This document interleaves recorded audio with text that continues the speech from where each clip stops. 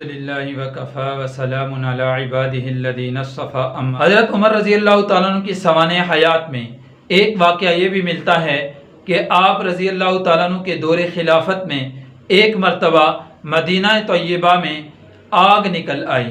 اور یہ لاوا کسی پہاڑ سے نکلا، تو ایک صحابی نے آ کر عرض کیا کہ اے امیر المؤمنین، یہ ماجرا پیش آیا ہے۔ تو امیر المؤمنین رضی اللہ تعالیٰ عنہ نے اپنے کندھے سے چادر اتار کر حضرت تمیم داری رضی اللہ تعالیٰ عنہ کو سونپی اور فرمایا کہ جاؤ اس آگ کو ادھر ہی چھوڑ کر آؤ جہاں سے یہ نکلی ہے۔ حضرت تمیم داری رضی اللہ تعالیٰ عنہ بھی صحابی ہیں، وہ اس چادر کو لے کر گئے اور اس کو ہانکتے ہوئے آگ کو ہانکتے ہانکتے اسی سوراخ میں جا کر داخل کیا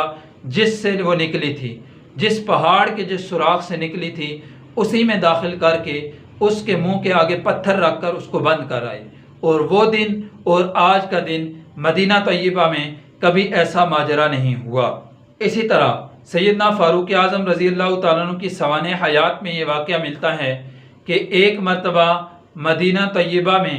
آپ رضی اللہ تعالیٰ عنہ موجود ہیں، دور خلافت ہے، تو آپ رضی اللہ تعالیٰ عنہ کی موجودگی میں مدینہ طیبہ میں زلزلہ آ گیا۔ تو آپ رضی اللہ تعالیٰ نے ایک نظر آسمان کی طرف دیکھا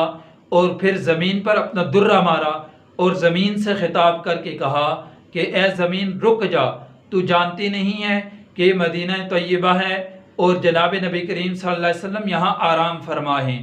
اور کیا عمر نے تجھ پر انصاف نہیں کیا؟ تو